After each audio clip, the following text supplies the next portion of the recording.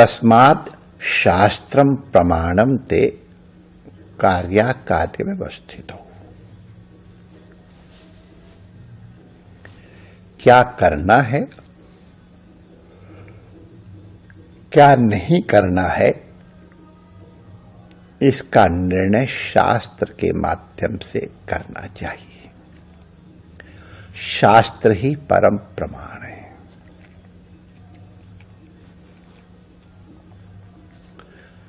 शास्त्र की गति दो तरह की है। एक विधि वाक्य है, ये करो, और एक निषेध वाक्य है, ये न करो।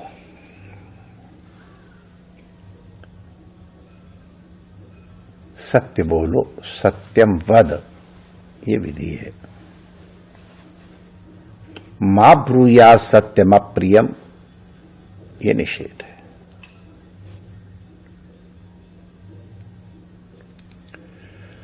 तो शास्त्र की विधि और शास्त्र के निर्दिष्ट निषेध, इनको भी बड़ी सावधानी से किसी श्रोत्री ब्रह्मनिष्ठ के श्रीमुख से समझ करके आचरण करना चाहिए।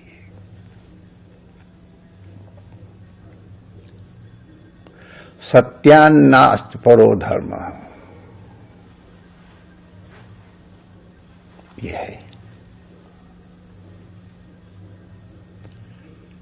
लेकिन सत्य का अर्थ क्या है?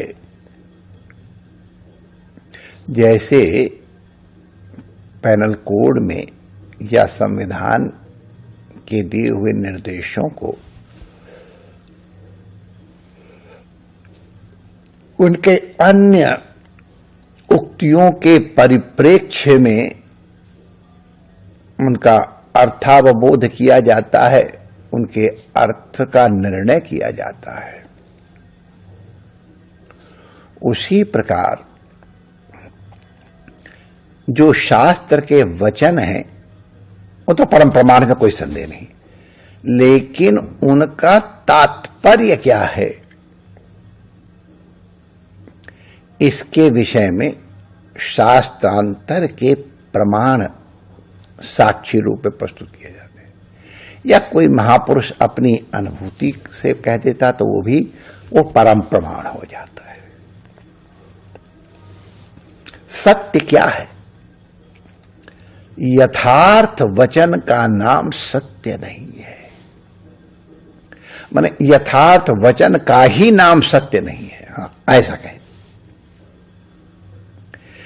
जिससे सबका हित हो, वक्ता जिसके द्वारा श्रोता का कल्याण करना चाहे,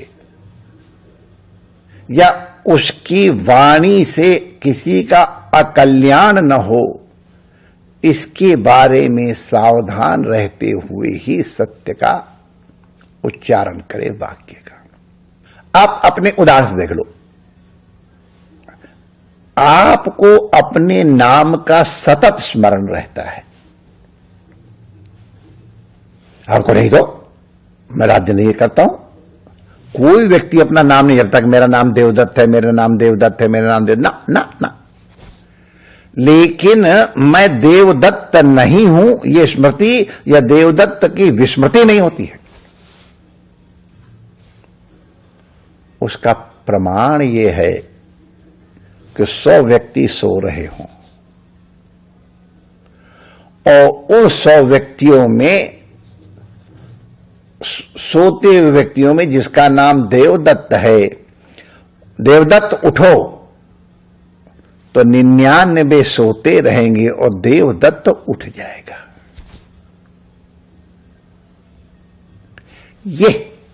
ये देवदत्त की स्मृति है, सोते में भी होती है।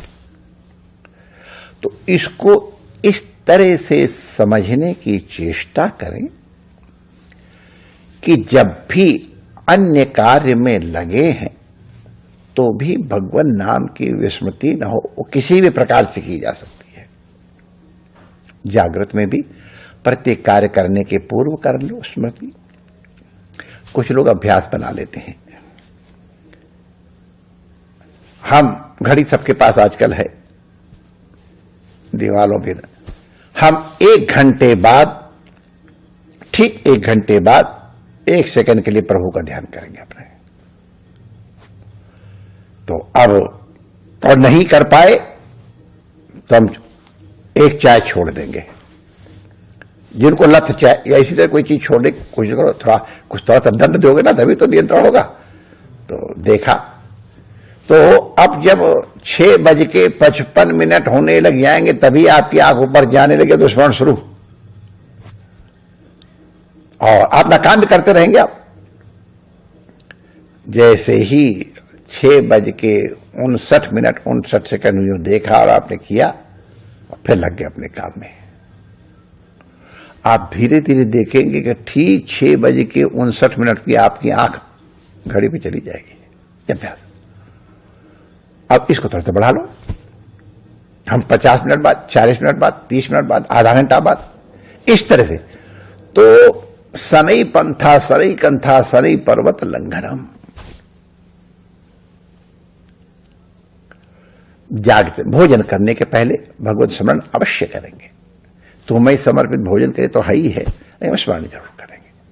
पानी पीने के पहले भगवत स्मरण जरूर करेंगे। यह अभ्यास स्वाभाविक हो जाता। गिलास हाथ में आया तो नाम पहले निकलता तब पानी आता, नहीं तो ना डाला तो कुछ होता ही नहीं। जब भोजन कर लो तो भगवान को स्मरण कर लो।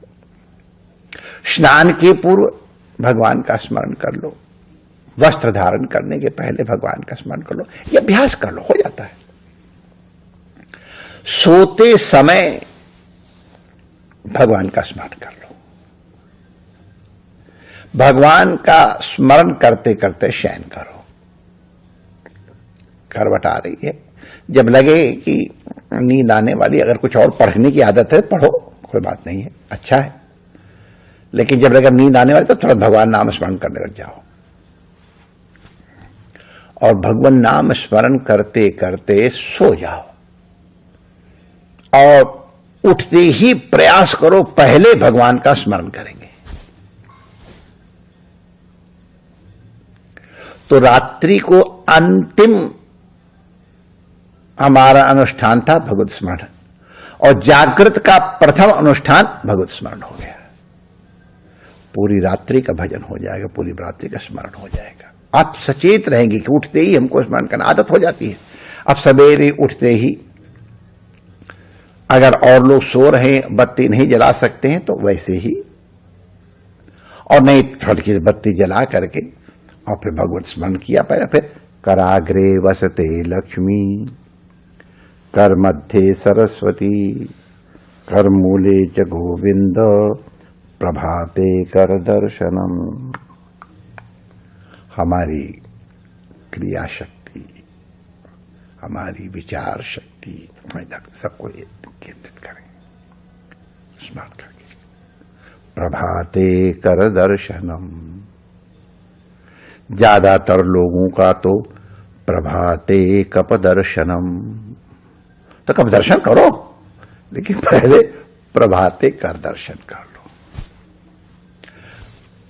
धरती माता है, उसके ऊपर पैर रखने के पहले ये विष्णु पत्नी है, प्रभु की पत्नी है, ये समझ करके उनको प्रणाम कर लो।